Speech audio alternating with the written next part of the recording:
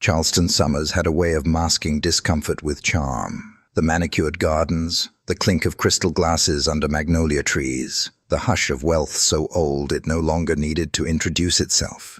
And at the center of it all, Charlotte Carlyle. She stood at the edge of the veranda, her hand resting gently on the curve of her stomach. 7 months. The silk gown hugged her figure, elegant in a way that told others not to ask the price. Down below, music from the garden party wafted up, polite laughter following. Charleston's finest had gathered for yet another evening of soft jazz and louder gossip. Charlotte smiled, but only with her lips. Behind her, footsteps approached. "Your guests are asking about you," came Sterling's voice, polished and precise. Her husband always spoke like someone in a press interview, measured, public. She turned, the glow from the chandelier catching the diamonds at her throat. "I'll be down in a moment." He paused, eyes scanning her like a checklist. "You look tired. Try not to let it show." Then he walked away without another word. Charlotte's fingers curled tighter around the champagne flute she wasn't drinking from. She hadn't touched alcohol in months, but Sterling insisted she carry it. Appearance was everything. From the garden below, a woman laughed just a little too loudly. Charlotte didn't need to look to know it was Aubrey McCall. Young, blonde, ambitious. Her name had started surfacing more often than it should. Event planning, supposedly, but even Charleston's gossip tended to whisper when it came to the Carlises. She set the glass down and stepped inside. Their home was a converted carriage estate just outside the historic district. High ceilings, aged wood, heirlooms in every corner. Sterling loved heritage, especially when it was his. She walked past a gallery wall of portraits, his ancestors, all staring as if guarding a legacy she would never be part of. The hallway was quiet, empty, except for the sound of the grandfather clock counting moments she'd never get back. In her room, no longer their room, Charlotte let herself exhale. The door clicked shut behind her. She moved to the vanity, placed a hand on the carved mahogany. Her reflection stared back. The woman in the mirror wore luxury-like armor, but her eyes told another story. Not broken, but paused, held, waiting for a version of herself that could move again. She opened the drawer, searching for the envelope Douglas Wren had left. Instead, her fingers brushed something unfamiliar, an old leather-bound book, wedged behind the drawer track. She eased it out. Her breath caught. It was her father's journal. She hadn't seen it since the funeral. Sterling had insisted everything be boxed and professionally archived. But here it was, untouched. She opened it slowly. His handwriting still had that firm tilt, each letter deliberate. Legacy is not inheritance. It's what you protect with your soul. She closed the book, pressing it to her chest. Her father's words always knew when to return. A soft knock startled her. She turned, tucking the journal into a drawer just as Rosa entered. The older woman's eyes were kind, tired from years of service and silence. "Ma'am, your evening tea." "Thank you, Rosa." Rosa hesitated before speaking again. "You don't have to stay down there long tonight." Charlotte managed a smile. "I won't." The maid lingered a beat too long before quietly stepping back out. As Charlotte sipped her tea, her phone buzzed. Silent vibration against the marble top. A message. Unknown number. "He's not who you think he is. Ask about Ravenel." Her pulse skipped. She stared at the screen, rereading the words. Ravenel. It was a town about an hour west. Quiet, rural. Her family once owned land there. She hadn't thought about it in years. The message vanished. Charlotte rose, crossed the room, and pulled the French doors open. The warm night air spilled in. Below, Sterling was making a toast. Aubrey stood too close to him. Charlotte watched as he leaned down to say something to her, hand lightly resting at the small of her back. A calculated pause, and then He laughed, that same laugh he used at boardrooms and weddings, polished, hollow, empty of everything that had once been real between them. Charlotte closed the doors gently. She walked back to her desk, opened the bottom drawer, and pulled out the estate files Douglas had delivered last week. She hadn't dared open them. Sterling had dismissed them as old accounting. But now, Ravenel, her fingers turned pages, property deeds, transfer notices, her father's name. The Carlyle Foundation listed as a secondary beneficiary. She paused. There it was, a signature that didn't match. Dated 2 months after her father's stroke, her heart thudded louder than the grandfather clock. Charlotte leaned back, the weight of the truth beginning to form. Something was buried in Ravenel, something her father never wanted in Sterling's hands.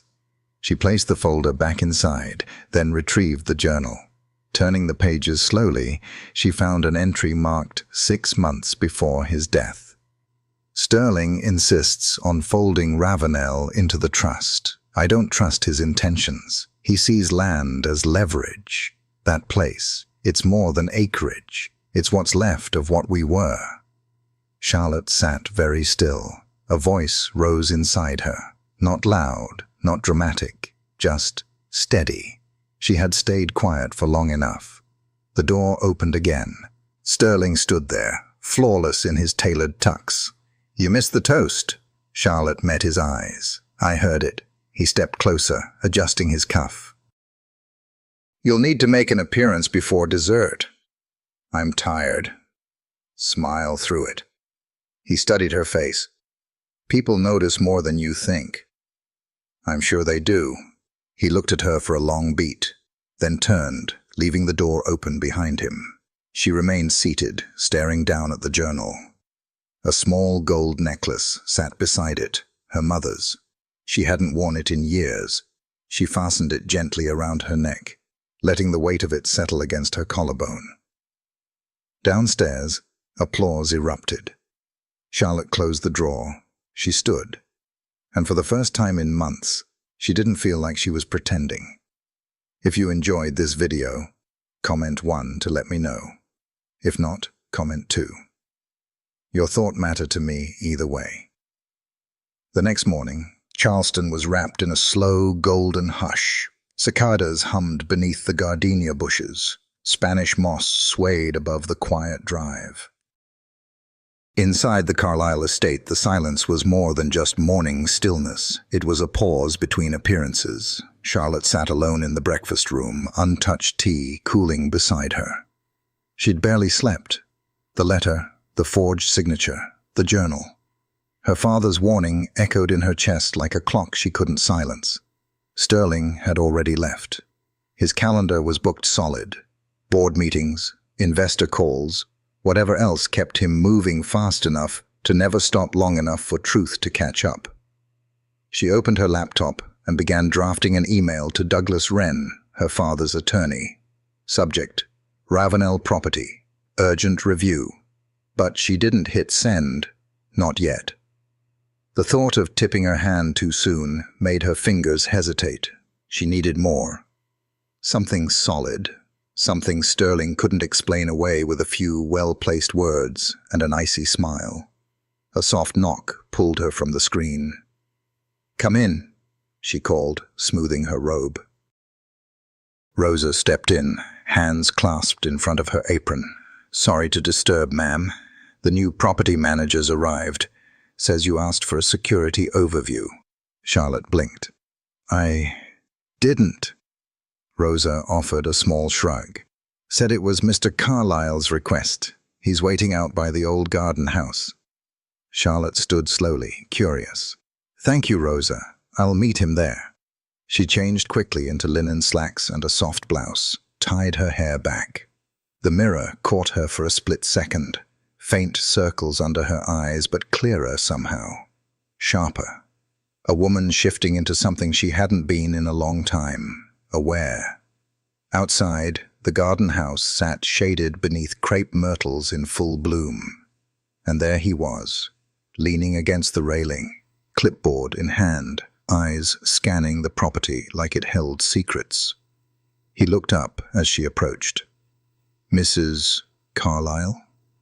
His voice was low, warm, not deferential, just calm.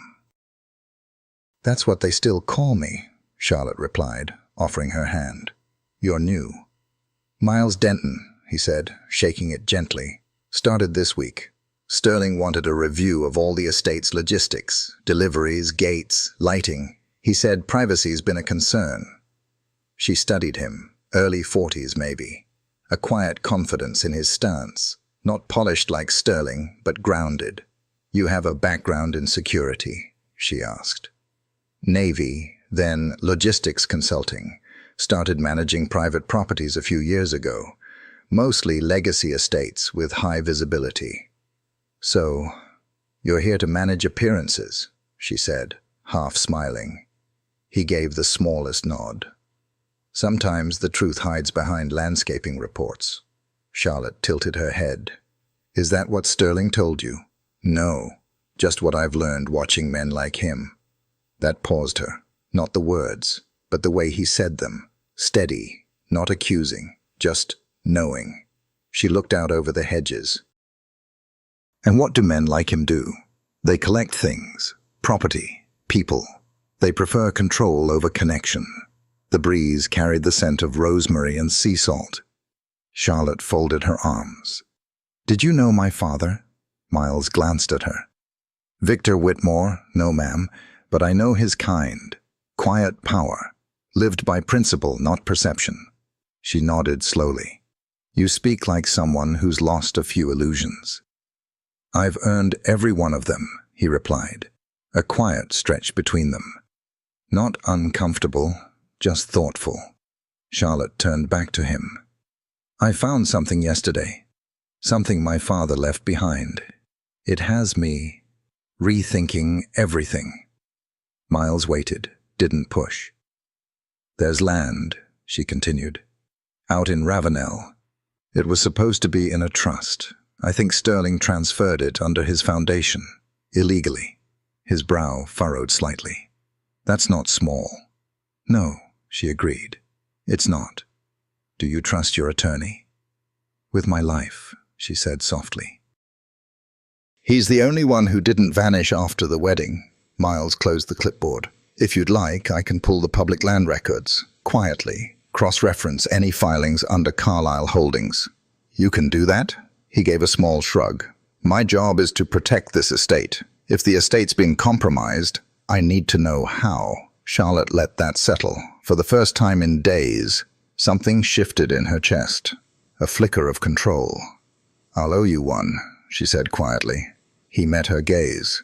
"Don't keep score with men like me, Charlotte. We tend to stay longer when no one's counting." She almost smiled, then caught herself.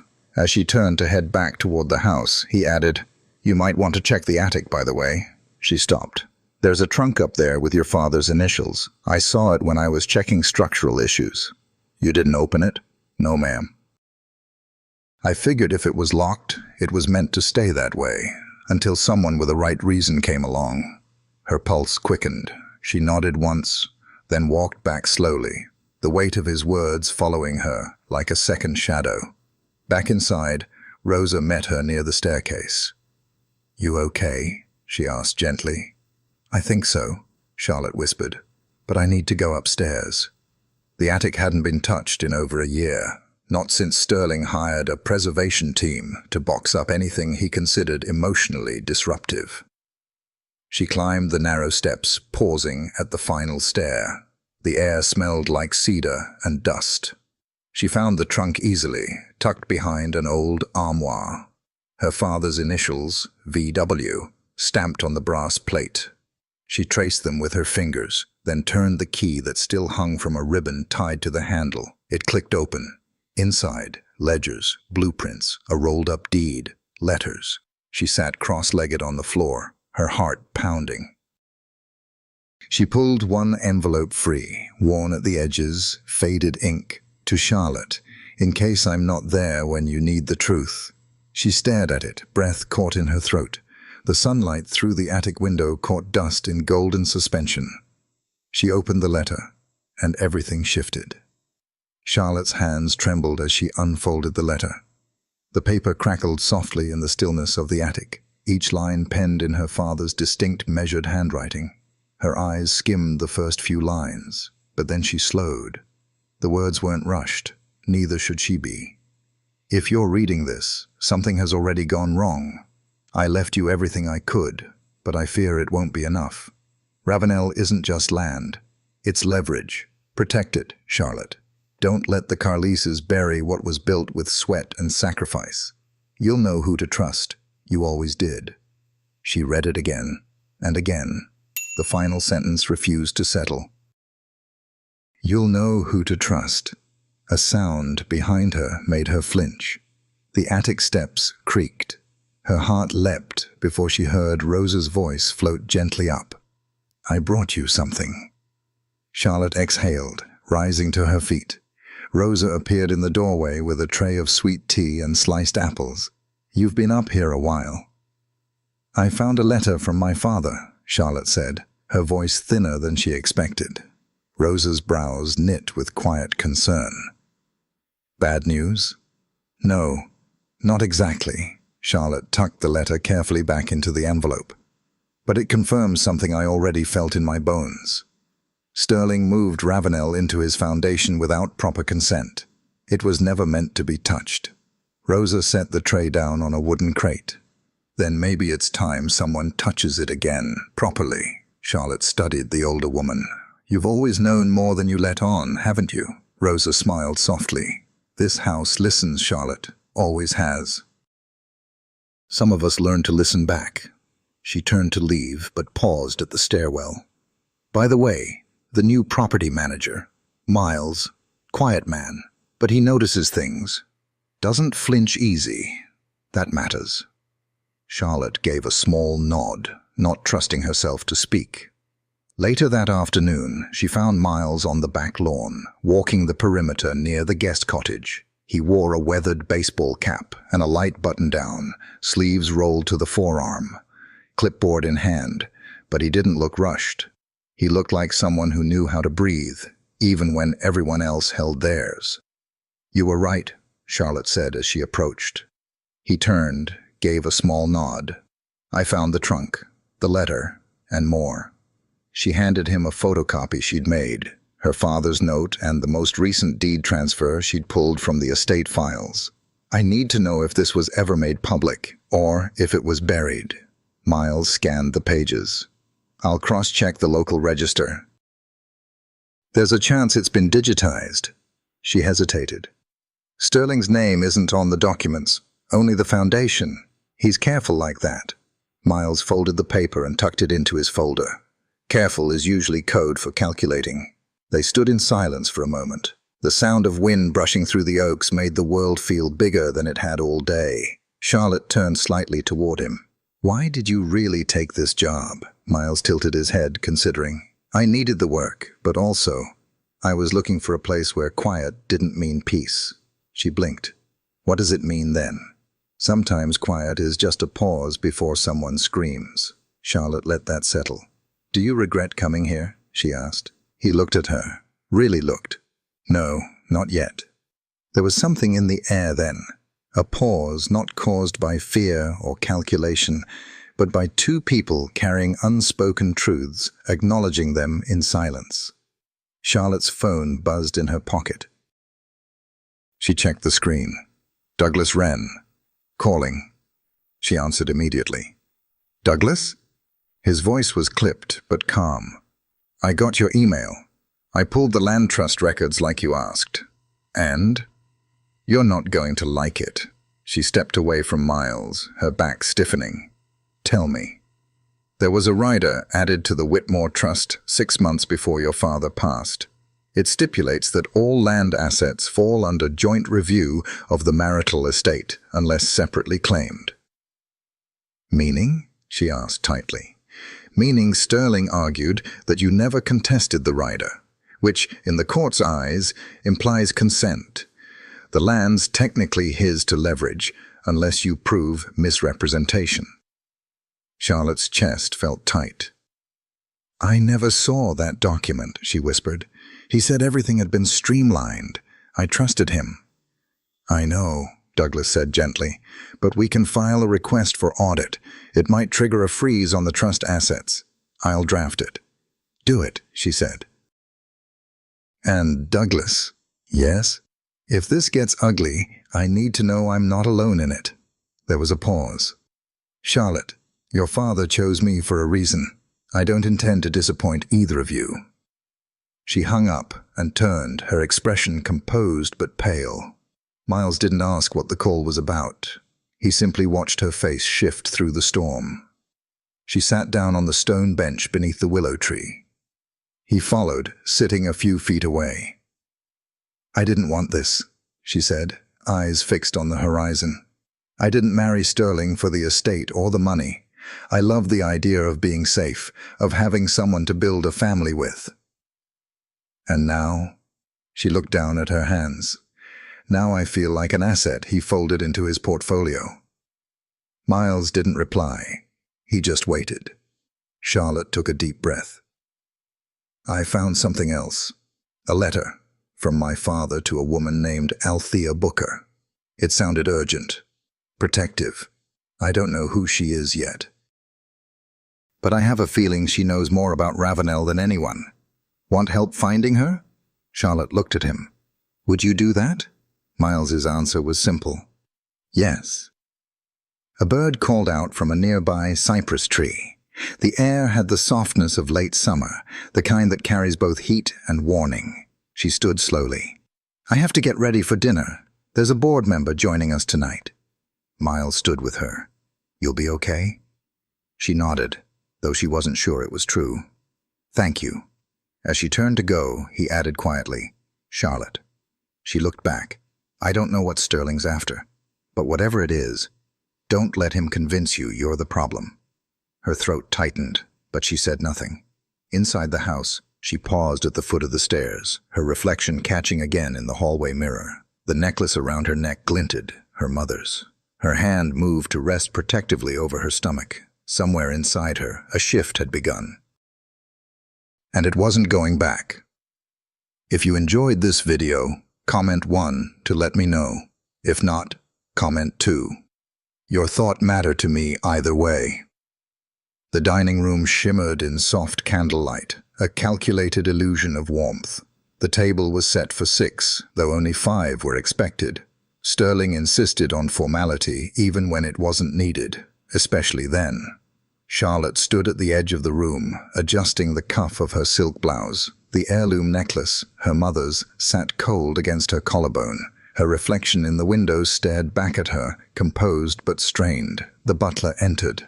"Mrs. Carlyle, Mr. Elliot Kearns has arrived." "Thank you, Martin." She turned with a faint smile just as Sterling's voice carried from the hallway. "Elliot," he greeted, loud enough to echo. "Come in, you old shark." Laughter followed, practiced and clean. Charlotte stepped forward to greet the guest. Elliot Kearns was board vice chair of Carlyle Enterprises, older, silver-haired, with the smooth tone of a man who always kept one hand in someone's pocket. "Charlotte," he said warmly, kissing her cheek, "you look radiant." "Thank you, Elliot. I trust the drive-in wasn't too terrible." "Traffic was a mess, but I can't complain. This house makes it worth the trouble." Sterling ushered them toward the table, already pouring wine. "Let's eat before the salmon dries out. Chef did something French with it. I didn't listen." Charlotte moved to her seat, every step measured. Sterling was in performance mode, relaxed, gracious, attentive, the way he only was when the right people were watching. They ate, they laughed. Sterling talked shop, hinted at a new strategic move the board would hear about soon. Charlotte said little, smiled when needed. She was good at that now. Halfway through dessert, Elliot turned to her. "I saw the Carlyle Foundation listed as a top-level investor in the Low Country Redevelopment Initiative. Impressive work." Charlotte set her fork down carefully. "I wasn't aware we were involved." Sterling's expression didn't flinch. "It's recent. We're exploring land partnerships near Ravenel. Nothing confirmed yet." Her stomach twisted. Elliot sipped his wine. I heard there's pushback from the historical conservationists. They always push, Sterling said, waving it off.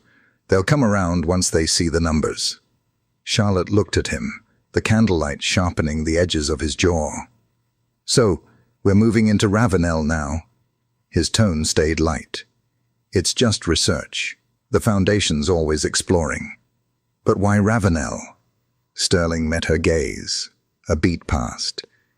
Because it's underdeveloped. And valuable. Charlotte's throat tightened. Elliot, sensing the tension, cleared his throat. Well, I think it's smart. That corridor is the last untouched pocket near Charleston. Sterling raised his glass. To foresight. Charlotte didn't drink. She didn't move. She smiled, but her eyes stayed cold. After Elliot left and the staff cleared the table, she remained seated. The chandelier cast delicate shadows on the walls. Sterling returned from the foyer, shrugging off his jacket. "You were quiet tonight," he said, loosening his tie. Charlotte leaned back. "You're moving on Ravenel without telling me." "I didn't think you'd be interested." Her voice sharpened. "My father's land is involved." Sterling stilled. "Legally, it's not his anymore." "That's your justification?" He poured himself a drink. "I don't need to justify it. It's business. And you're not on the board." Charlotte rose slowly, the chair legs brushing the rug. "That land was never meant to be developed. He told me himself. He warned me." Sterling turned, sipping his bourbon. Victor had good intentions, but no vision. "That land can do more in our hands than it ever did in his." "Our hands?" He smiled thinly. "Charlotte, you've never cared about strategy.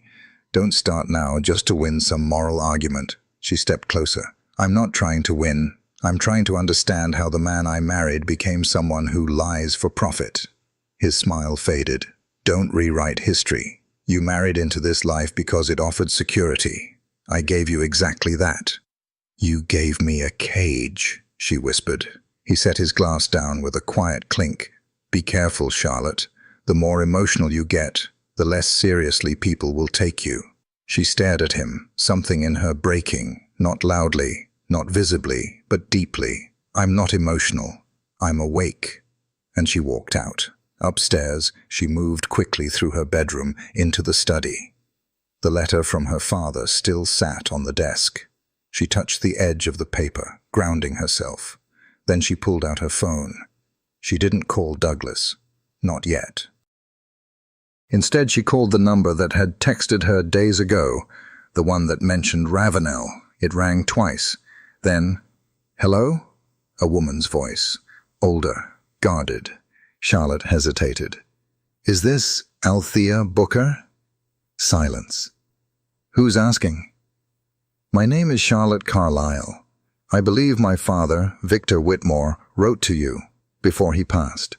Another pause. "He did. I need to speak with you in person. I don't get involved in Carlyle business.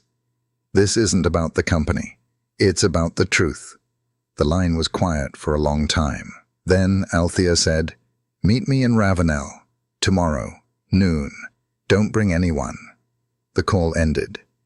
Charlotte stood there, the dial tone still ringing in her ear.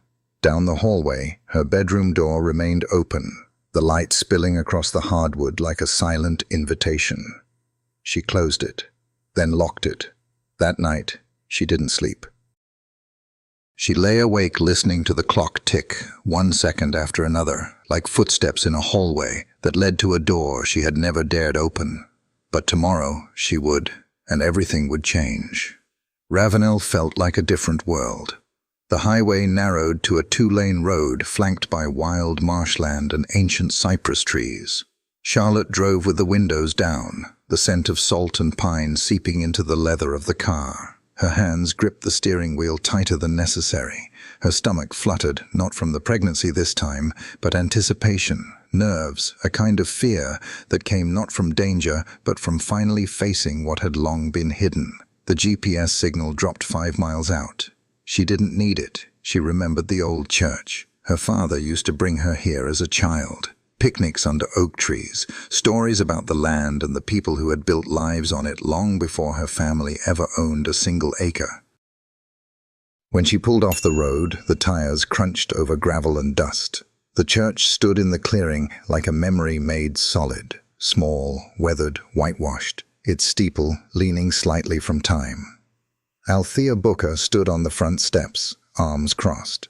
She wore a linen dress the color of bone and shoes that had seen decades of Carolina summers. Her gray hair was pulled back in a no-nonsense braid. Her gaze didn't soften as Charlotte stepped out of the car. "You came alone," she said flatly. "You asked me to." Althea nodded once and turned, pushing open the creaking wooden door. "Come inside. It's hot enough to blister truth right off the tongue." The interior was cooler, shaded by stained glass and time. Dust hung like lace in the light. No pews, just folding chairs and a battered piano pushed against the wall. Charlotte took a seat. So did Althea, across from her. No table between them, just silence. "My father mentioned you in his letters," Charlotte said softly. "He trusted you." Althea's face twitched, something between sadness and defiance. "Your father was one of the last men in this state who still knew what a promise meant." "I think he knew something was coming," Charlotte continued. "Something with the land. He said it had to be protected." Althea leaned back. "That land is more than just soil. It holds stories, blood, people Sterling Carlyle doesn't even see when he steps on it." Charlotte's voice caught. "What do you mean?" Althea tilted her head. "Your grandfather, Victor's father, bought that land from a family who had lived there since emancipation. Bought is generous. He offered just enough to look legal, forced the rest. And when Victor inherited it, he wanted to make things right. He set aside the back half of the property, quietly deeded it to my family. My father never took it to court. He didn't believe in papers. He believed in trust." Charlotte's chest tightened. "But there's no record of that." "There was. Until Sterling moved everything into that foundation, they buried the original deeds, claimed the land was underutilized, called it a strategic realignment." "Why didn't you come forward?" Althea looked at her like she'd never been asked something so naive. "Because people like me don't get heard, Charlotte. We get erased." The words landed hard. Charlotte blinked back the sting behind her eyes. "I want to make it right, but I don't know how yet." "You start by seeing what your father saw," Althea said. "This land, your family's name, it was never meant to be currency. It was meant to be responsibility." Silence filled the church again. Outside, cicadas had begun to sing. Althea rose, walked to the piano, and pulled open a drawer beneath the keyboard. She returned with a folded map. Worn, torn, edges curling. She laid it across Charlotte's lap. "Your father made this. It's a record of the original boundary lines. Mine, yours, where the graves are. Where the old spring sits. Sterling doesn't know this exists. He never looked deep enough." Charlotte studied the map. Her father's handwriting, notations, even a sketch of the old oak tree she used to play beneath. She ran her fingers over it like she was reading Braille. "I don't know what to say," she whispered. Althea's voice softened for the first time. "Say you won't be another one who stays quiet." Charlotte nodded slowly. "I won't." They sat in stillness, the kind that didn't need to be filled. Finally, Althea said, "When the time comes, I'll testify. I'll tell the court what I know. But it has to be done right, and fast." Charlotte stood, folding the map carefully, reverently. "Thank you." As she turned to leave, Althea called after her, "Charlotte." She stopped at the doorway. "You look just like your mother, but you carry your father's fire." Charlotte swallowed the lump in her throat and nodded once before stepping back into the sunlight. The drive home felt different, the air thicker, the trees taller. Back at the estate, Miles was waiting in the gravel courtyard near the garage. He stepped forward the second she got out of the car. "You're back later than I expected," he said. I found her, Althea Booker. He raised his brows. And? She's everything I hoped, and more than I was ready for. They walked together toward the house, her steps slow, deliberate. She gave me a map. Proof. Sterling doesn't know about it. Miles nodded. That's your opening. I'm not ready to go to court, she said. Not yet, but I want to force his hand. Make him reveal his own intentions. They reached the steps of the veranda. You sure you're ready for that kind of bluff? He asked quietly. She looked at him, really looked. I'm done playing gentle. He didn't smile, but something flickered in his eyes. Respect, maybe even admiration. You've changed, he said. No, Charlotte replied. I've just stopped hiding. And with the map pressed to her chest, she stepped inside, into the house that would never feel like home again. But it was no longer a prison, it was a battleground. And she had finally chosen a side. The next morning the estate was unusually quiet. Even the wind seemed to move more carefully, as if the grounds themselves could sense something was about to shift. Charlotte stood in the center of her father's old study, sunlight streaming through the plantation shutters. The map Althea had given her was spread across the desk, anchored at the corners by a silver paperweight, a photo of her parents and her unopened planner. She traced the lines again, the handwritten notes. The ink faded in places, but never the intent. It was more than land. It was history, inheritance, responsibility. A soft knock interrupted her thoughts. Miles? He stepped inside, holding a folder in one hand and 2 coffees in the other. You're up early? I didn't sleep much. He handed her the coffee without needing to ask how she liked it. Dark, no sugar. She took it, grateful. I cross-referenced everything, he said, opening the folder. The land trust transfer wasn't just shady, it was rushed. There are 2 notaries on file who've since lost their licenses for document fraud. Charlotte blinked. That means, if we can prove the signatures were obtained under false pretenses, the trust transfer collapses. The land reverts. She let out a long breath. That would bring everything down. It would. She turned to face him fully. I want to move. I want Sterling to know I'm not afraid to expose him. But not directly. Not yet. Miles nodded. So what's the plan? I want to leak the audit request. His brow rose slightly. To the press?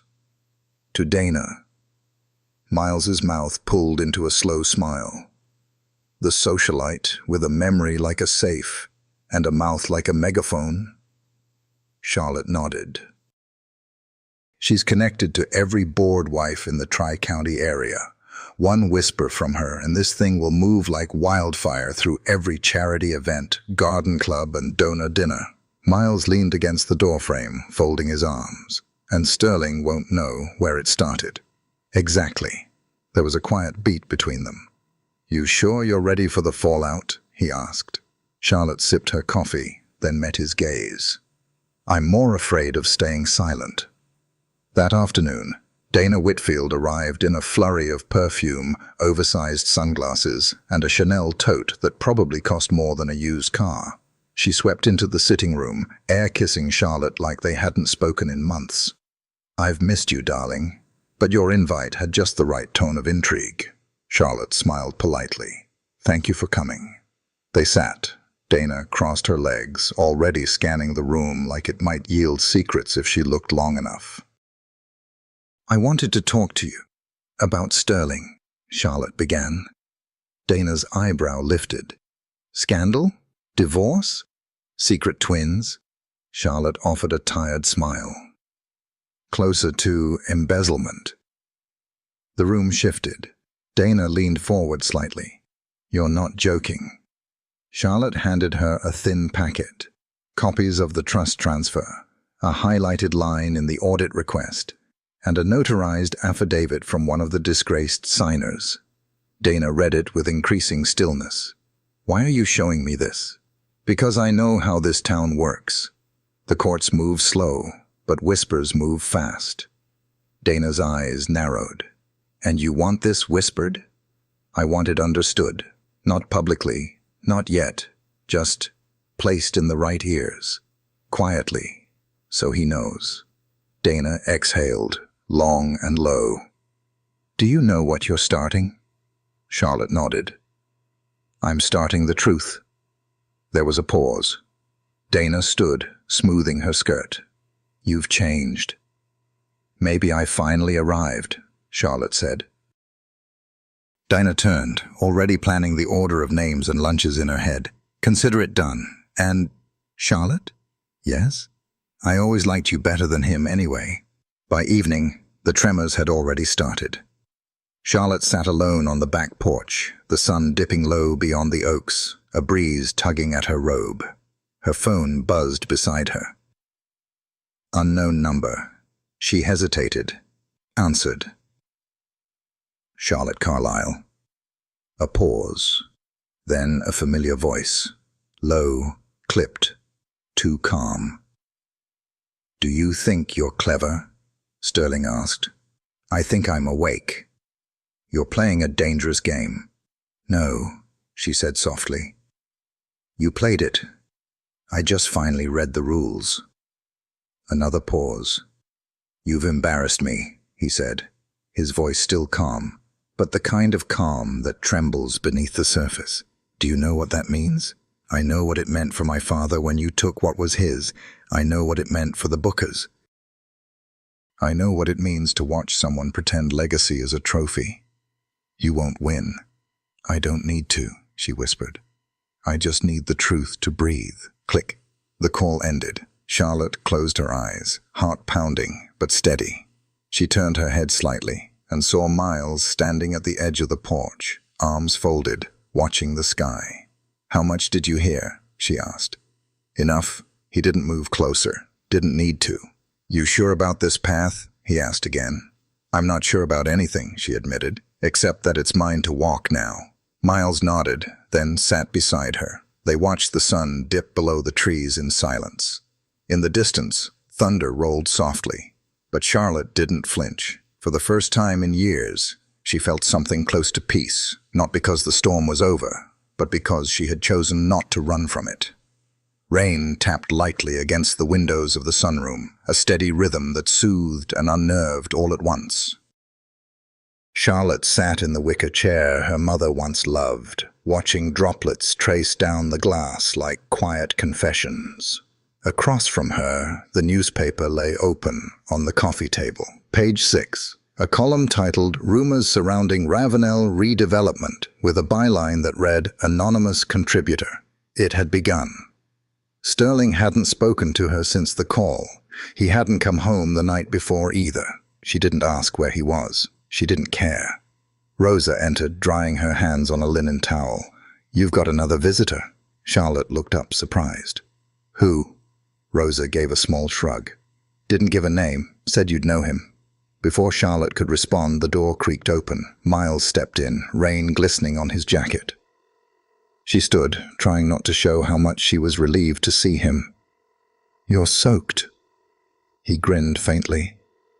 Storm caught me on the way back from the courthouse. Her heart jumped. You went to the clerk's office? He nodded, pulling a folder from under his coat. I found something. She gestured to the chair across from her. Sit. Tell me everything.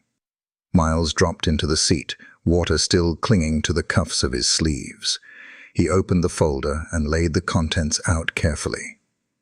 3 years ago, Sterling filed a quiet claim on a parcel adjacent to Ravenel, land your father sold decades ago.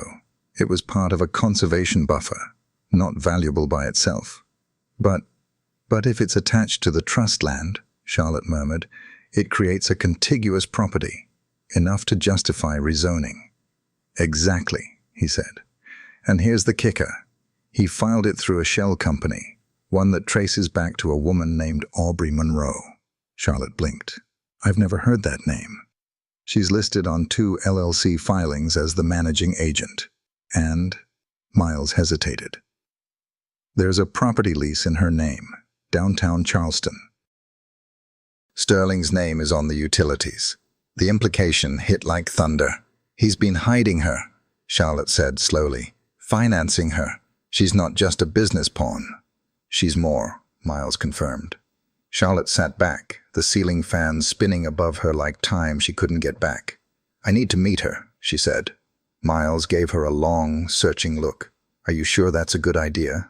I'm not here to throw accusations. I need to know how deep this goes, and I need to know who I'm really up against. He nodded once. Then let me make the call. Charlotte exhaled. Thank you. She didn't say how much it meant. She didn't need to. That evening, as dusk fell and the air turned heavy again with rain, Charlotte stood in front of the fireplace in the drawing room, arms wrapped tightly around herself. She heard the door before she heard Rosa's voice. She's here. Charlotte turned slowly. The woman who entered looked nothing like what she'd imagined. Aubrey Monroe was young, no older than 30, maybe, polished, beautiful in a curated way, with a sleek trench coat and a cautious smile that didn't quite reach her eyes. Thank you for seeing me, she said softly. Charlotte nodded, gesturing to the armchair by the fire. Please, sit. They both took their seats, the fire crackling softly between them. A beat of silence passed. I'm not here to judge you, Charlotte said gently. I'm here to understand. Aubrey looked down at her hands. I didn't plan any of this. Most people don't, Charlotte said. He told me he was separated, Aubrey said quickly, the words tumbling out. That your marriage was only legal on paper, that he hadn't lived here in months. Charlotte remained quiet. I believed him. I was working at a non-profit gala when we met. He said he admired my work, said he wanted to invest in a cause, not just a company. Charlotte's voice was low. And then? Aubrey looked away. Then I started seeing money appear, rent, my car, a startup I didn't even ask for. He said it was because he believed in me, that he wanted me to be independent. But the more he gave, the more he owned. Charlotte nodded slowly. That's what he does. Aubrey's eyes lifted to hers. I didn't know about Ravenel or your father. Not until last month when a lawyer friend flagged my name on a zoning notice. I saw the land filings. I confronted Sterling. He told me to stop asking questions. Charlotte leaned forward slightly. Why didn't you leave? Aubrey's voice broke. Because I was afraid. Not of what he'd do. Of what I'd already let him turn me into. The fire popped softly. The room felt smaller somehow. I'm pregnant, Aubrey said suddenly. Charlotte's breath caught. Aubrey looked ashamed. He doesn't know yet. I wasn't going to tell him. But I thought you should know. Charlotte stared into the flames.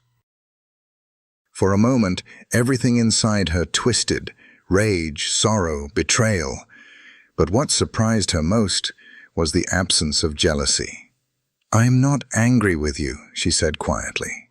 I'm angry that I let myself believe he could protect what mattered most. I want out, Aubrey whispered. I'll testify.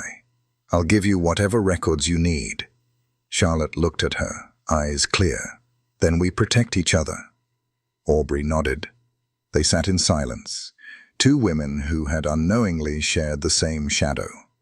When Aubrey left, Charlotte didn't cry. She didn't collapse. She went upstairs, opened her father's old journal, and wrote down a single line beneath his final entry. It ends with me. Downstairs, the fire burned on, quiet, steady, unshaken, just like her. The house felt colder that morning, though the thermostat read the same. Charlotte wrapped herself in a knit shawl and sat alone in the conservatory, staring at the garden beyond the glass. The camellias were just beginning to bloom, bright, stubborn bursts of pink in a grey season. She cradled her teacup in both hands but didn't drink. Her eyes were locked on the stone path winding between the hedges, the one her father used to walk when he needed clarity. She needed it now. Behind her, Rosa's footsteps were soft. Mrs. Carlyle, Miles called. He said the documents from Aubrey just came through. He'll be here in an hour. Charlotte nodded. Thank you. Rosa hesitated. You didn't sleep again. "No," she said, voice barely above a whisper. "I could make that lemon balm tea your mother used to drink," Rosa offered gently. Charlotte smiled, though it didn't reach her eyes. "Not yet. I need a clear head today." Rosa stepped back, understanding. When she was alone again, Charlotte reached into the pocket of her shawl and pulled out her father's journal. She opened to the page she'd written on the night before. "It ends with me." She ran her finger beneath the words like underlining a promise. Then she turned the page. Her father's last entry was dated just a week before his death. His handwriting had grown thinner by then, but his voice still lived in every stroke. "Sterling is a man who knows how to hold power, but not how to carry it. I've tried to guide him, but he doesn't listen. Charlotte will have to decide what matters most, preserving a name or protecting a legacy. I pray she chooses wisely." She closed the journal and exhaled. That choice had already been made. By late morning, Miles arrived, the raincoat slung over his arm, his expression tight with urgency. "They're legit," he said, laying the documents out on the kitchen island. "Emails, bank transfers, scanned contracts, all signed by Sterling, most through third parties linked to shell companies. And Aubrey's name is tied to more than just property. There's a wire trail connecting her business account to Carlyle Foundation funds." Charlotte's breath caught. He laundered money through the nonprofit? Not quite laundering, more like misappropriation, but it's enough to open a criminal investigation.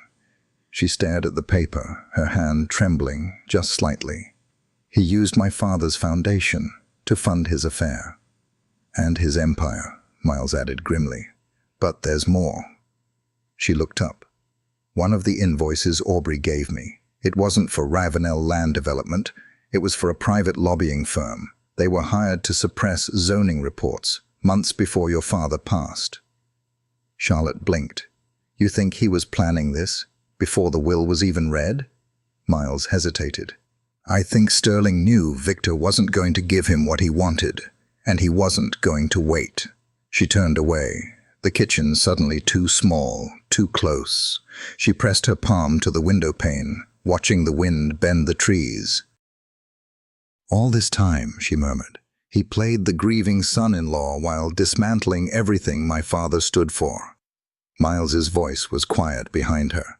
"This is more than betrayal. This is a case." Charlotte nodded slowly. "Then it's time we bring it forward." That evening, the estate was set to host a donor event, a legacy dinner for the Carlyle Foundation. The irony was thick enough to taste.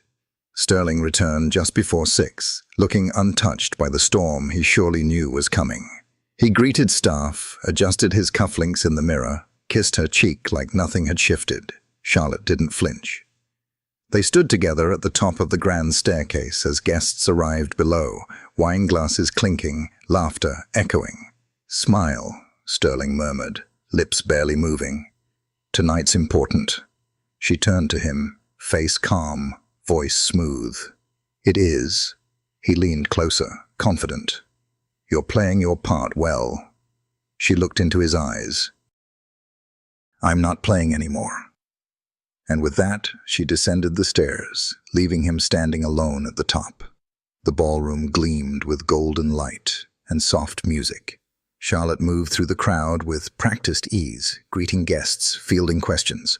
But her mind wasn't on the gala. It was on the USB drive in her clutch. By the end of the evening, that drive would be in the hands of Douglas Hayes, the Foundation's legal counsel, and a man who once promised her father he'd never let the mission be corrupted. Halfway through the night, Dana appeared at her side. "You look unshakable," Dana said, sipping champagne. Charlotte gave a small smile. "Good, I don't feel that way." Dana's expression sobered. "You should know. Sterling's mother is here." Charlotte blinked. "Patricia? Why?" She said she had to see something for herself. Before Charlotte could respond, the older woman appeared through the crowd like a specter, elegant, cold, poised. "Charlotte," Patricia said, voice as polished as ever. "Patricia, I didn't know you were coming." Patricia studied her with eyes that had once cut deeper than any words. "I had a feeling this night would matter." Charlotte lifted her chin. "It does." Patricia leaned in, just slightly. "He's not invincible, and you, finally, look like someone who knows that." Then she turned and disappeared back into the crowd. Charlotte stood still for a long moment. Then, quietly, she pulled the USB from her clutch and slipped it into Douglas's coat pocket as he passed by with a drink in hand. Their eyes met. He gave a small nod. It had begun. And by the time the music faded and the lights dimmed, Sterling still hadn't realized that the ground beneath his empire was already shifting. Charlotte returned upstairs alone. She undressed in silence, standing before the mirror in her slip, one hand resting over the curve of her stomach. "You won't inherit his silence," she whispered to her unborn child, and she turned off the light. The morning after the gala dawned with a strange stillness. The estate, usually humming with quiet movement by sunrise, felt suspended. Charlotte woke early, not because of nerves, but because sleep no longer brought peace. She sat by the bedroom window, her robe drawn tight, fingers wrapped around a mug of lukewarm tea she hadn't sipped. The USB was gone. The files were in Douglas Hayes's hands now. The truth had begun to move, silent but sure. She could feel it. By mid-morning, she was in the study, reviewing the last stack of documents Miles had printed. Land filings, board communications, and one new discovery. A letter from the Carlyle Foundation's former treasurer, unsent, found in a sealed archive box. It was dated 6 months before her father's death. "Victor, I can't keep pretending we don't see what's happening. Sterling is manipulating the assets, slowly, quietly. I know you want to believe in redemption, but this isn't caution. This is conquest." Charlotte read the line 3 times before folding the letter, her fingers shaking slightly. She didn't know what was worse, the content or the fact that her father never confronted it. She heard footsteps in the hallway before the knock. "Miles?" she called, but it wasn't him. Sterling opened the door without waiting for a reply, his face carefully neutral. His tie was still knotted, his shirt crisp. But something in his posture had changed, too controlled. "May I?" he asked, as if they were strangers playing polite. Charlotte nodded once. "You're already inside." He stepped in, letting the door close behind him. His eyes swept the room, the desk, the stacks of paper. "I've been hearing things," he said quietly. She stood, her voice calm. "Then you've been listening to the wrong people for once." His eyes narrowed. "You always did like to think you were above the noise." "No," she said. "I was just taught to look for the signal." He paused, then walked to the bookshelf, running a finger along the spines. "I saw Douglas leave last night. Odd time for him to be mingling." Charlotte didn't answer. Sterling turned to face her. "Is this how you plan to end us? A whisper campaign? Backdoor deals and midnight emails?" "I didn't end us," she said softly. "You did, the moment you turned this legacy into a transaction." His mouth curled. "You've always been dramatic. And you've always been careful to keep your hands clean," she said, her voice sharpening. "But you forgot. Paper trails don't lie. And neither do people who have nothing left to protect." His eyes flicked briefly, just for a second, then steadied. "You think you can burn me down and walk away untouched?" "I'm not untouched," she said, stepping closer. "I'm burned, Sterling. I'm just not afraid of the heat anymore." He stared at her, something unreadable passing through his eyes. Then he smiled, but it didn't reach anything inside him. "You've changed." "No," she said. "I've woken up." He turned, hand on the doorknob. "Be careful, Charlotte. You're building something that won't survive a storm." She met his gaze, then let it fall. He left without another word. An hour later, Miles arrived. "I saw Sterling's car leaving," he said, not bothering with a greeting. "How bad?" Charlotte exhaled. He knows, not the full extent, but enough. Miles set his bag on the desk. Then it's time to move. She nodded. I want to call the board. An emergency session. Not to accuse, but to ask for transparency. We lay out what we have. Let the questions begin on their terms. Miles's eyes met hers. That's a risk. If even one of them leaks it, Sterling will strike first. Then I need to speak before he does. They spent the next hour preparing. Files, exhibits. The map from Althea. The email chain connecting the shell company. Even Aubrey's signed affidavit, placed in a sealed envelope, just in case. Charlotte called Douglas, then Dana. By late afternoon, 6 of the 10 board members had confirmed they'd attend. The rest were promised video call-ins. At 5 o'clock, the library was filled with men and women who once toasted Sterling as a visionary. Now, they sat in silence as Charlotte stood behind the lectern her father once used. "Thank you for coming," she began. "I wish I could say this was just a matter of foundation business, but it's more than that. It's personal. And it's necessary." She paused. No papers, no teleprompter, just truth. "For months, I've been reviewing the Foundation's financial and land records. With the help of a legal advisor and independent counsel, we've discovered inconsistencies, property transfers, lobbying contracts, shell companies financed through foundation funds without full board review." Whispers began. A few brows furrowed, but no interruptions. "I have documentation. I have testimonies. But more than that, I have a responsibility. To my father, to this community, to the legacy this foundation was meant to protect." Douglas leaned forward slightly. So did Dana. "I'm not accusing. I'm inviting transparency. Tonight, I ask that we appoint an independent auditor and suspend all major land transactions until the review is complete." There was a long silence. Then a woman named Elise Tarrant, a former judge and longtime board member, spoke first. "I knew Victor for 40 years. He trusted Sterling, but he trusted you more. And if you say it's time to look deeper, then we owe it to him and to ourselves." Others murmured agreement.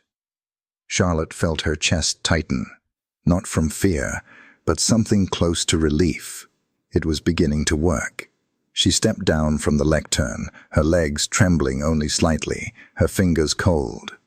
Miles met her at the edge of the room, pressing a warm hand to the small of her back. Not possessive, just steady. "You did it," he whispered. "No," she said, breath catching. "We're just starting."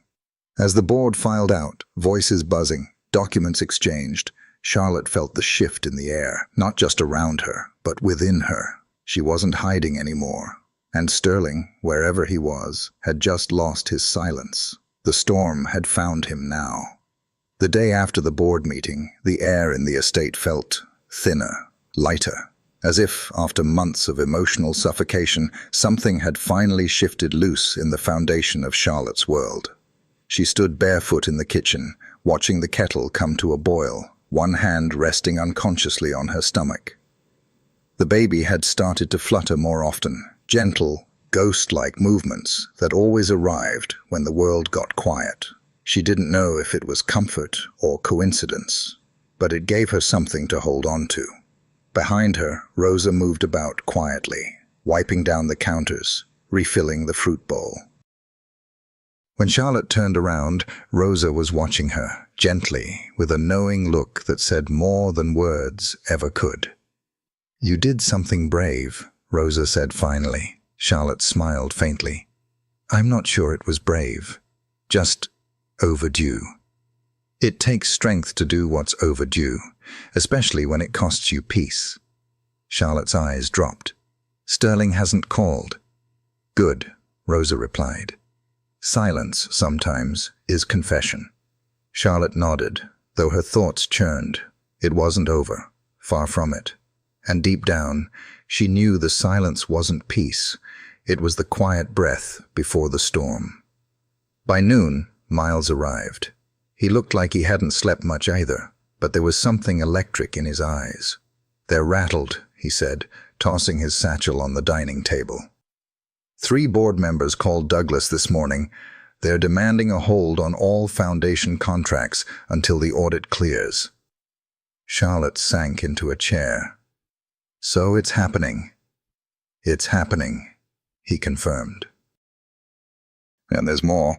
Aubrey sent over a signed statement detailing her interactions with Sterling, dates, transfers, conversations. It's airtight. Charlotte felt her throat tighten. "And she's willing to go public?" She said, and I quote, "If Charlotte walks into the fire, I'm not letting her do it alone." Charlotte closed her eyes. "She doesn't know how much that means." "She will," Miles said. They sat in silence for a beat. "You should know," Miles added. "There's been a leak." Charlotte's eyes snapped open. "From who?" "Not the board, not Dana. Someone close to Sterling, I think. The Post-Courier is running a piece tomorrow. Anonymous sources. The headline reads, 'Charleston Air Under Scrutiny, Non-Profit Tied to Land Disputes.'" Charlotte exhaled. "It's starting." "Yeah, but you're ready." She hesitated, then looked at him. "Miles, if you hadn't come back." He met her eyes, voice quiet. "You would have done this anyway." "I just walked beside you." There was something in the way he said it, something still unspoken. Charlotte didn't answer. Instead, she stood, moved to the sideboard, and pulled open a drawer she hadn't touched in years. Inside was an envelope, her father's last will and testament, the original copy, handwritten and notarized before the version Sterling had presented to the board. She'd found it tucked inside a hollowed-out law book the night after the funeral. She never showed it to anyone. She'd been afraid, or maybe not ready. Until now. She handed it to Miles. He unfolded the pages slowly, reading, his brows pulled together as he skimmed each line. Then his gaze snapped to hers. "This changes everything." Charlotte nodded. "It states that I'm the sole decision-maker over Foundation land." Sterling wasn't just overstepping. He was violating an explicit clause. "Why didn't you show this sooner?" "I needed to be sure," she said quietly. "That I wasn't acting out of grief, or anger, or fear. That I was acting from truth." Miles folded the document, eyes never leaving hers. "Then let's bring the truth to the table." By the time afternoon settled in, Charlotte had arranged a private meeting with the Foundation's legal counsel and Douglas. No board members, no staff, just the facts. It was scheduled for the next morning. But that night, something unexpected happened. As Charlotte sat on the back porch, wrapped in a shawl and listening to the wind in the trees, her phone rang. She didn't recognize the number. Against her better judgment, she answered. "Hello?" There was a pause. Then, "Charlotte." Sterling's voice was quieter than she remembered, slower. Not measured like before, worn. She stiffened. "What do you want?" "I read the article draft," he said. "I have friends at the paper. It's going to destroy me." Charlotte didn't respond. "I didn't call to beg," he added quickly. I wanted to understand. Why now? Why you?"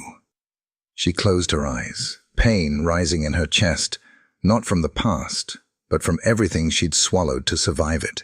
"Because I was raised by a man who taught me that silence in the face of harm is complicity," she said. "Because I watched you take something sacred and use it like currency, and because I couldn't look at my child one day and say I knew, and did nothing." There was a long silence on the line, then something she hadn't expected. "I loved you once," he said. "In the beginning." Charlotte's hand trembled. "I believe you," she whispered. "But love without respect is just control in disguise." He exhaled, a sound like resignation. "You're not the woman I married." "No," she said. "I'm the woman I should have been all along." The line went dead. Charlotte sat there for a long time, the phone in her lap, the wind brushing against her cheeks. Inside, the house was still. And when she stood to leave the porch, she paused, just briefly, and looked out across the garden, where the camellias bloomed defiantly in the night. Tomorrow, everything would change, but tonight, she allowed herself to breathe. The morning light filtered through the old lace curtains, painting gentle shadows on the oak floorboards of Charlotte's study. She'd barely slept. The final meeting with the Foundation's legal team was just hours away. Everything, Sterling's manipulations, the false contracts, the rewritten will, was leading to this. The truth would land, loud or quiet. It would shake something loose.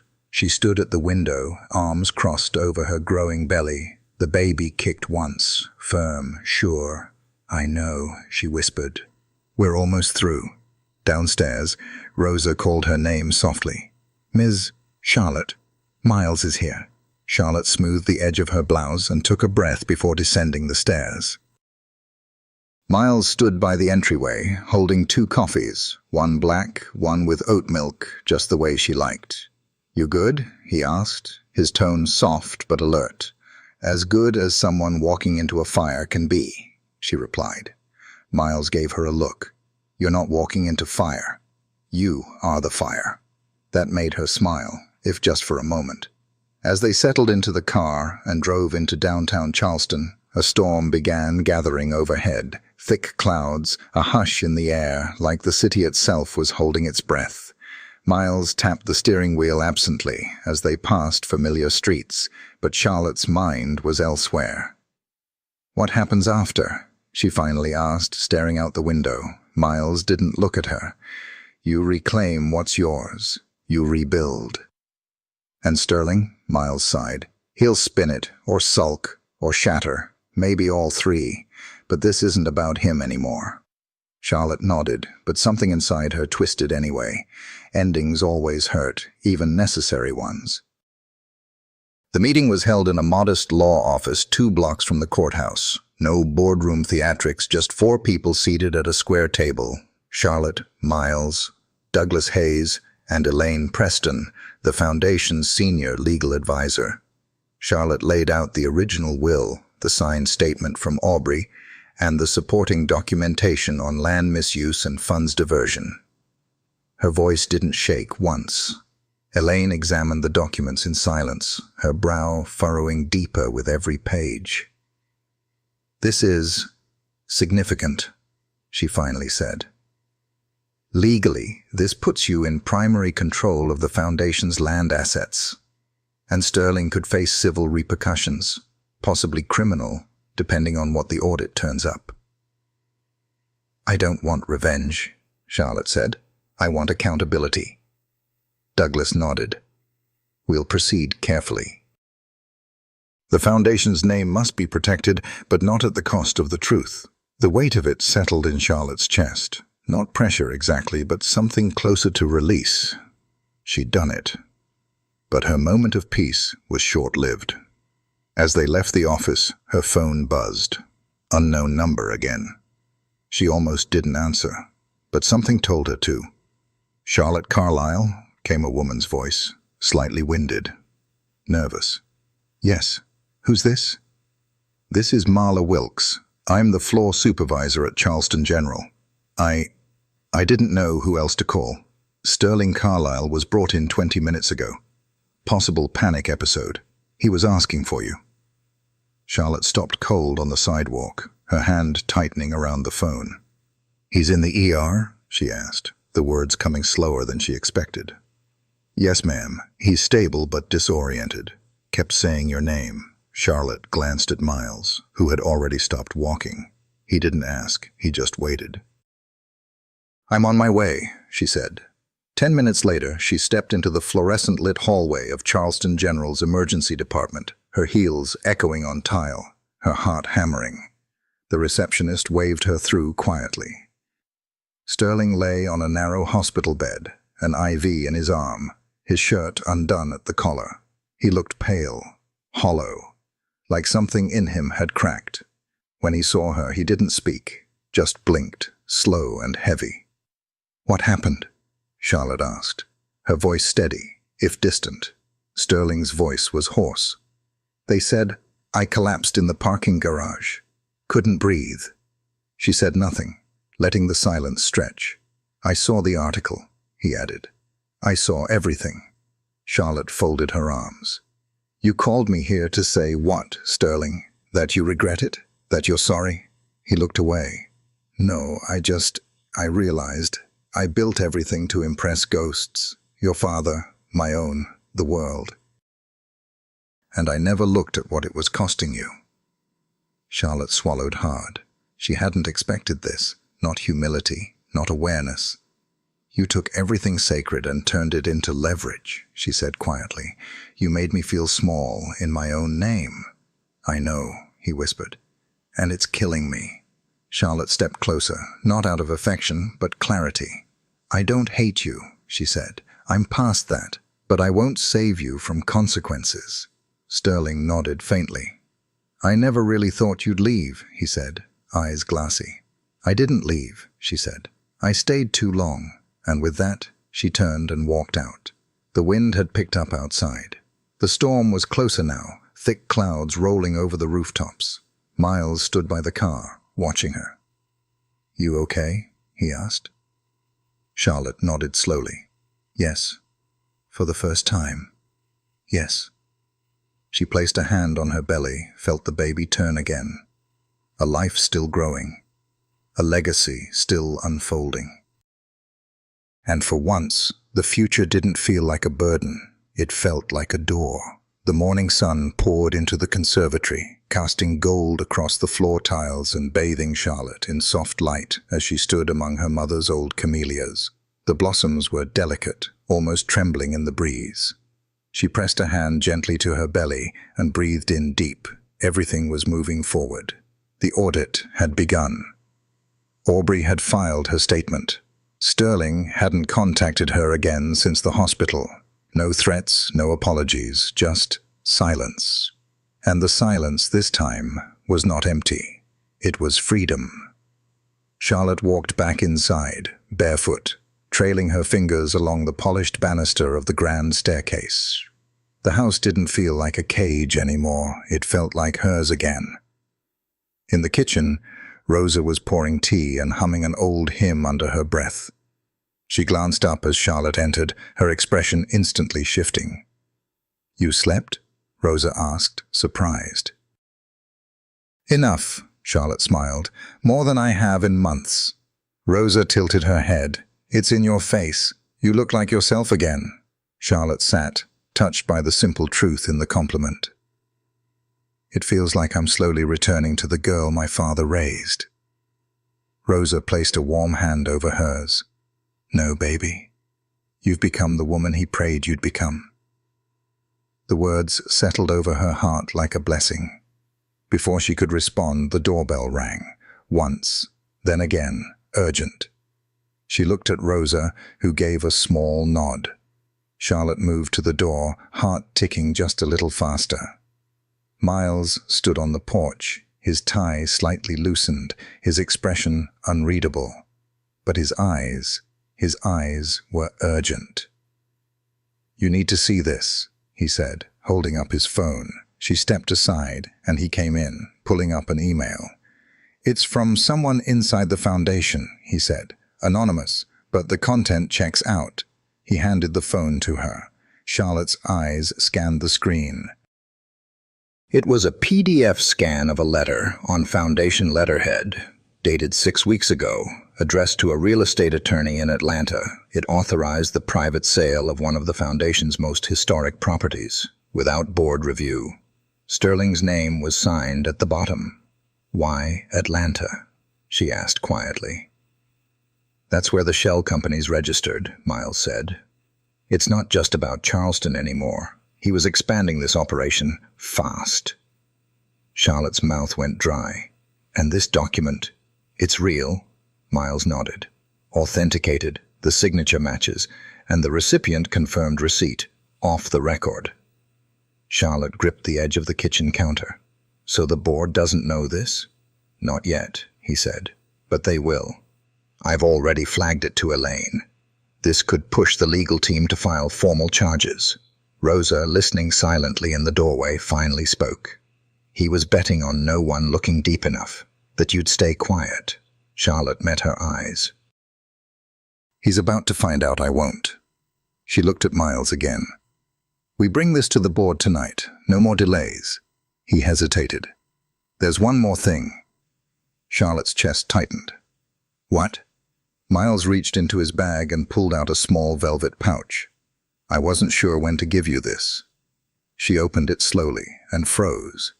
Inside was a gold pendant, an old, delicate piece she hadn't seen in over a decade. Her mother's. I found it in one of your father's files, Miles said softly, wrapped in a note. He left it for you, but Sterling never passed it on. Charlotte stared at the locket, her breath catching. She opened it. Inside, on one side, was a photo of her parents, young, laughing. On the other, a folded scrap of paper, yellowed with time. She unfolded it with shaking fingers. When you forget your strength, wear this. And remember, you were never meant to be small. Dad. Charlotte blinked hard, the tears stinging her eyes. He kept this from me, she whispered. And now, Miles said gently, you wear it on your terms. She fastened it around her neck slowly, reverently. The gold rested against her skin like a promise. Later that evening, in a private chamber at the Foundation's headquarters, Charlotte stood before the board again. This time, with files spread before her like pieces of a broken mirror, each shard pointing back to Sterling. She laid down the document from Atlanta. Ladies and gentlemen, she said, her voice unwavering, this is no longer a matter of mismanagement. It is a deliberate betrayal of this institution's mission, our donors' trust, and the memory of every family we've promised to protect. No one interrupted. Elaine stood next, confirming the document's authenticity. Charlotte's gaze swept the room. I'm asking for a vote of censure and a motion to begin legal proceedings for removal. One by one, the hands went up. 9 out of 10. Unanimous except for one board member on video who abstained to review the documents further. Still, it was done. As she walked out into the cool night air, the pendant warmed against her chest. Miles walked beside her, silent until they reached the car. You realize what you've done, he said finally. Yes, Charlotte said, turning her face to the sky. She could smell rain coming. I've started the ending, she said, and made room for something honest to begin. The wind off the harbor was sharp that morning, cutting through the moss-draped oaks as Charlotte made her way across the cobblestone square outside the courthouse. The city was quiet, gray, watching, as if it too was waiting to see how the story would end. She stepped inside the courthouse annex, her heels echoing on the marble. This wasn't a trial yet, but a legal review hearing had been fast-tracked after last night's board vote. The Foundation's attorneys were presenting evidence to determine if a formal case against Sterling Carlisle would proceed under the South Carolina Nonprofit Governance Act. Charlotte wasn't required to be present, but she came anyway. She sat quietly near the back of the room, hands folded in her lap, pendant cool against her skin. Miles sat beside her, nodding occasionally to familiar faces in the legal world. A few reporters sat near the side aisle, scribbling in notepads, stealing glances at her. She didn't flinch, not anymore. The hearing unfolded with calm professionalism. Elaine presented documents. A forensic accountant explained inconsistencies in the Foundation's property records. Charlotte watched Sterling's name swirl through the room like smoke, never present, but thick in the air. Halfway through the proceedings, a familiar figure entered the back of the room. Aubrey. She looked different, hair pulled back, no makeup, wearing a simple navy coat. But her eyes were resolute. She caught Charlotte's gaze across the room, then nodded, not asking permission, just affirming her place. When the hearing paused for recess, Charlotte stepped into the hallway, needing air. The walls felt too close, her breath too shallow. I didn't think you'd come, said a voice behind her. She turned. Aubrey stood a few feet away, arms crossed, not defensive, just cold from the drafty corridor. "I wasn't sure I would," Charlotte admitted, "but I'm glad you're here." Aubrey looked down. "I spent a long time pretending I didn't know who he really was. I thought if I stayed quiet, I could keep my place in his world. Turns out, I never had a place, just a price." Charlotte studied her. "You're braver than I was back then." "No," Aubrey said, her voice catching slightly. "You gave me the blueprint. I just followed it." For a moment, they stood there, two women who'd known the same man in very different ways.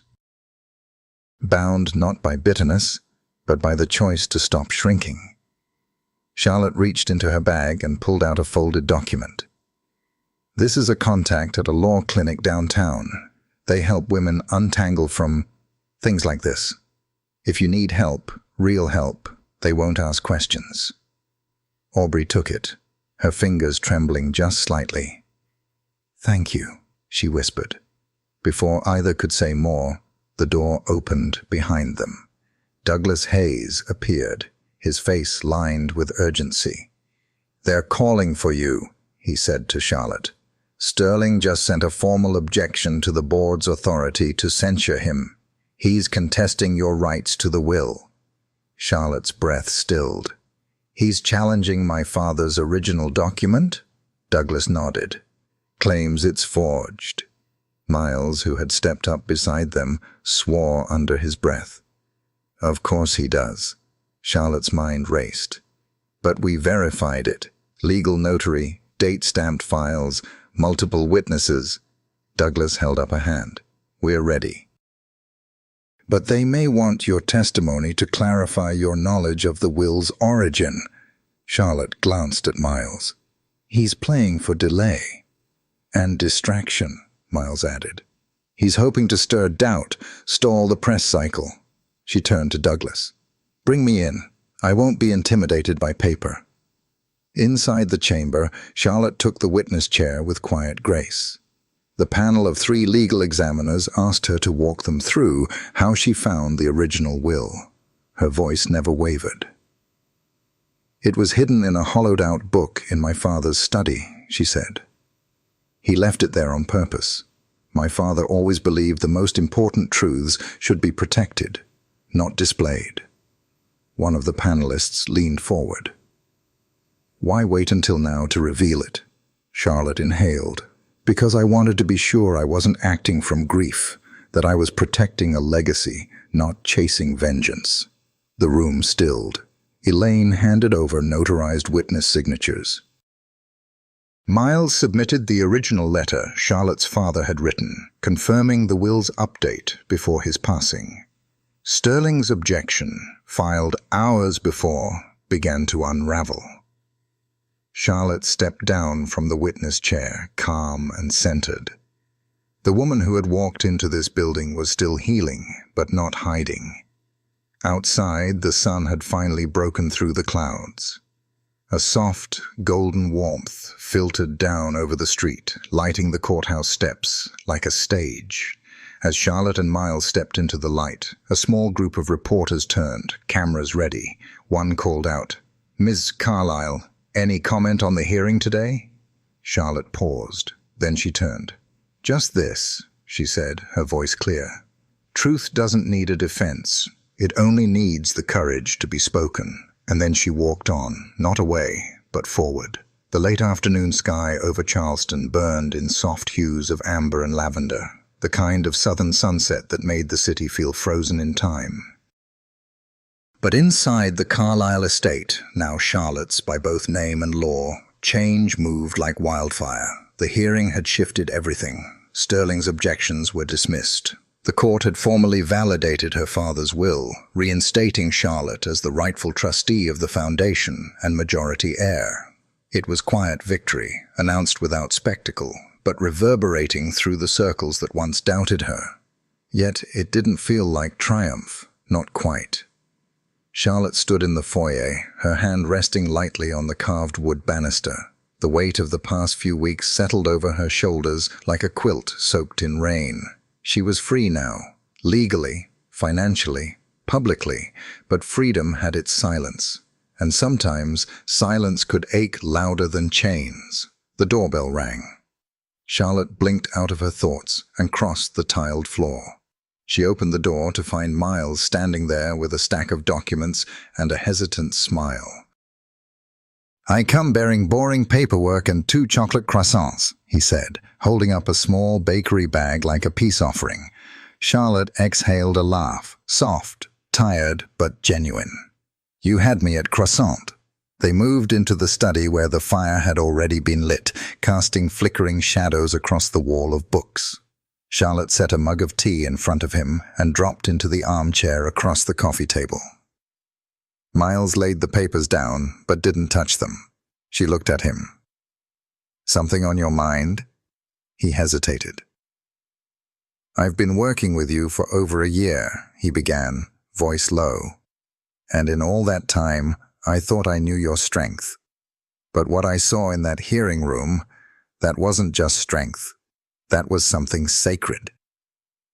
Charlotte glanced away, suddenly too aware of the way the firelight danced across the room, how warm and close the air felt. "Sacred is a big word, Miles," she said softly. "Well," he shrugged, "you earned it." A long silence stretched between them, not awkward, just full. Finally, he leaned forward, resting his elbows on his knees. "I know this isn't the time for grand declarations," he said, eyes fixed on the floor. "And I don't want to confuse comfort with timing, but I need to say this." Charlotte looked at him, her heart tightening. "I never wanted to be just another man in your orbit," he continued. "Not someone who needed you to fall apart so I could step in and play savior. You saved yourself, and that's exactly why I—" He stopped himself, then met her gaze. "I care about you, Charlotte, not because of what you've been through, but because of who you became after." Her breath caught, not from shock, but from how right it felt to hear. "I don't need saving," she said quietly. "I know," he replied. "That's why I said it." They sat in the warmth, firelight flickering between them. Charlotte's mind ran back to her mother's pendant, now a familiar weight at her collarbone. Her father's words echoed again. "You were never meant to be small." She rose and walked to the window, looking out across the quiet yard. Then she turned back to him. "There's still so much to rebuild," she said. "I don't even know who I am outside of survival." Miles stood too. "Then let's find out together, slowly, honestly, no pressure." She nodded, something loosening in her chest. "I'd like that." He stepped closer, just enough to feel near without crowding her. As if reading the moment, Rosa called from the kitchen, breaking the quiet. "Ms. Charlotte, Ms. Althea's here." Charlotte blinked. "Althea?" Seconds later, Althea strode in, hair wrapped in a silk scarf, arms full of files. "I didn't want to interrupt whatever this is," she said with a raised eyebrow. "But we have a new issue." Charlotte stepped forward, instincts snapping back to focus. "What happened?" Althea handed her a manila folder. "It's about the land grant near the harbor, the same one Sterling tried to sell. A man named Franklin Coate just filed a claim saying he was promised exclusive access by Sterling. He's threatening to sue the foundation for breach." Charlotte flipped open the folder, scanning the documents. Her pulse quickened. "That land is tied to the community redevelopment plan," she murmured. "If we lose it, we risk setting back 6 months of work." Miles stepped up beside her. "This is Sterling's last move, a backdoor play." Charlotte looked up. "Then we shut it down, cleanly, legally, and without giving him the satisfaction of scandal." She closed the folder with a sharp snap. "I've fought too hard to let ghosts write the ending." Althea smirked. "Now that's the Charlotte Carlyle I remember." Charlotte looked at both of them, her team, her Constance, and allowed herself a quiet smile. They weren't just fixing what was broken. They were building something better, together. Outside, dusk gave way to night. Inside, something new was taking root. The scent of spring drifted in from the open windows, jasmine, sea air, something clean and quiet that made Charlotte pause as she stood in the nursery, one hand resting gently on her rounded stomach. She was nearly 8 months along now, and everything in this room, the soft curtains, the vintage rocking chair, the carefully chosen books lining the low shelves, had been placed with intention. Outside, birds chirped in the oaks, and Spanish moss swayed in the golden light. Charleston was fully awake again, and this home, this place that had once felt like a stage set for someone else's life, now finally felt like her own. She heard the floorboards creak lightly behind her. "Are you sure about the color?" Miles asked, stepping into the room with a paint swatch in one hand and a smudge of green on his cheek. "It's technically called Thistle Morning, but I'd argue it leans Seafoam Afternoon." Charlotte laughed softly. "You're overthinking it again." "I can't help it. I'm emotionally invested in the wall." She stepped toward him and wiped the paint off his cheek with her thumb. "I love it, and I love that you care enough to ask." He looked at her for a long moment. Not the way men look at something beautiful. The way they look at something they fought to deserve. "I never thought I'd build a life here," he said quietly. "I never thought I'd belong." "You don't just belong," she whispered, reaching for his hand. "You're part of what made this possible." He kissed her knuckles, then placed her hand against his chest. "Every good thing I've found standing next to you." Charlotte swallowed the lump rising in her throat. It wasn't about romance, not just. It was about healing, about building a future not as a reaction to pain, but as a declaration of hope. Rosa stepped in just then, smiling broadly. "Sorry to interrupt your moment, but you've got a visitor." Charlotte raised a brow. "Aubrey?" "No, someone else," Rosa said. "You're not going to believe it." Downstairs, sunlight spilled across the entryway. A woman stood just inside the threshold, wearing an elegant linen coat and holding a newspaper in one hand. Sterling's mother. "Mrs. Carlyle," Charlotte said, measured but not unkind. "Cecilia, please," the woman said with a graceful nod. "I know I have no right to intrude, but I came to say something overdue." Charlotte said nothing, but gestured to the sitting room. Cecilia sat, composed and graceful even now. She held the newspaper forward. On the front page was a photo of Charlotte standing in front of the newly restored women's health clinic the foundation had helped open. The headline read, "Legacy Reclaimed. Charlotte Carlyle leads change in historic Charleston." "I read every word," Cecilia said softly. "And I realized I never truly saw you. I saw the woman I wanted you to be for my son. I never saw the woman you were." Charlotte nodded once, lips pressed tight. "My son is not well," Cecilia said carefully. "And I enabled that. For too long I looked the other way. I told myself you'd bring out the best in him." "I tried," Charlotte whispered. "But loving someone shouldn't cost you your reflection." "No, it shouldn't," Cecilia agreed, voice trembling. "And I came today not to ask forgiveness. I came to thank you for not becoming small even when everything around you tried to shrink you." There was a pause, a stillness, and then Charlotte nodded, not out of obligation, out of choice. "I appreciate your words," she said gently. "And I hope, wherever Sterling is now, he finds his own peace." Cecilia stood slowly, then surprised Charlotte by stepping forward and placing a small velvet box on the coffee table. "It belonged to your mother-in-law," she said. "But I think it was always meant for someone else." She left quietly. Inside the box was a brooch, a delicate magnolia, carved in pearl. Charlotte held it in her hand, feeling the weight of unspoken things, not forgiveness, but closure. That night, Charlotte stood on the porch, watching the stars blink open over the marsh. Miles came beside her, sliding his hand into hers. The lights of the city glowed softly in the distance, and behind them, the nursery sat ready, filled not just with things, but with hope. "Do you miss it?" she asked quietly. The noise, the chaos, the fight? Miles shook his head. No, I think we earned this silence. Charlotte nodded. It's strange, isn't it? How something can end so loudly, and yet peace arrives on tiptoe. He leaned in closer. What do you want this child to know most? She looked out at the dark water, at the shadows of oak branches swaying under moonlight. That no one, no legacy, no name, no past, can define their worth, she said. Yeah, and that courage doesn't always roar. Sometimes it just whispers, not this time. Inside, a lullaby played softly on a loop, the same one her father used to hum when she was a girl. Charlotte turned to Miles, eyes glinting with quiet certainty. I'm ready, she said. He smiled. So am I. And under the stillness of the southern sky, with the future stretching wide and waiting, they stood together, not as people haunted by what was lost, but as builders of what could now begin.